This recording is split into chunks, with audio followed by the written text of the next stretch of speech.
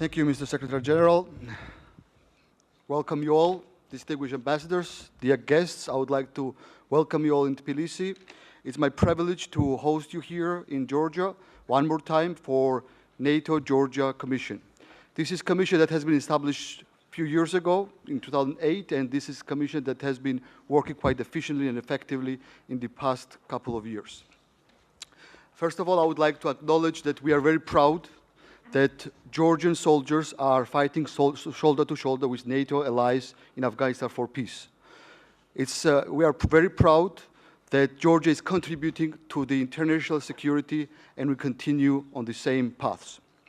Also, very important message that I would like to give you is that Georgia's NATO aspiration is not some political party's agenda. It's not only political agenda of this government. It's a consensus of the whole society.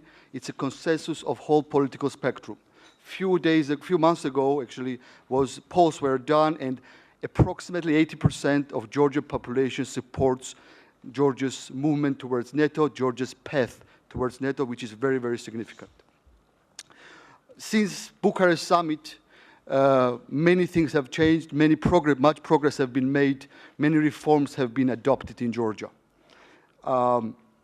Reforms in the democratic agenda, reforms in justice system, reforms in economy.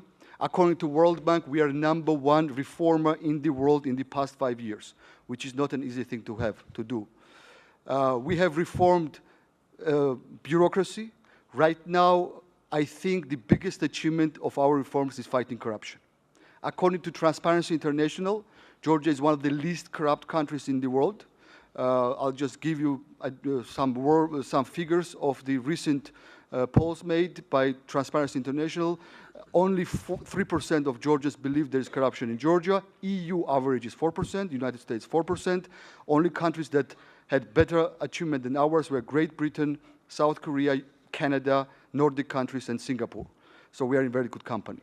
We have put together a very comprehensive reforms agenda in absolutely every way, and that actually proved quite successful for us from economic point of view, from growth point of view, and from healthiness point of view. Of course, not everything is perfect. Of course, not all reforms have been finalized yet. There is still high unemployment, there is still problems in economy, but right now, in terms of macro parameters, in terms of economic situation, Georgia can be said to be one of the healthiest countries in the region. Which is more important is that we are exporters of our reforms. In the post-Soviet Union, many nations, many countries have been told that corruption, no democratic situation, no human rights, no freedom of speech is part of everyday lives just because it's post-Soviet Union. And this has been the situation for the past many, many years. Same in Georgia 7, 8 years ago. However, we proved in a very short period of time, in a very 6, 7 years period, that you can be pro-NATO, pro-European, pro-human rights, pro-freedom of speech, pro-democratic, pro-market economy. You can fight corruption successfully and be successful. And this is, I think, is one of the biggest achievements of this country, which we are all very proud of. Right now, the situation is that many leaders of many countries around us, Ukraine, Moldova, Central Asian countries, even Arab Spring countries are coming to Georgia, leaders of those countries, politicians, NGOs, journalists are coming to Georgia to learn on Georgian reforms, to how to move forward, how to fight corruption, how to have democratic reforms as well.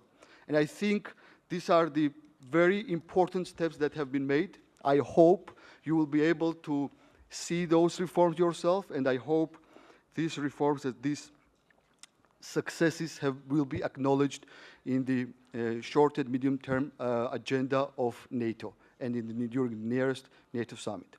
This is what I wanted to say as opening remarks. One more time, I would like to welcome you all.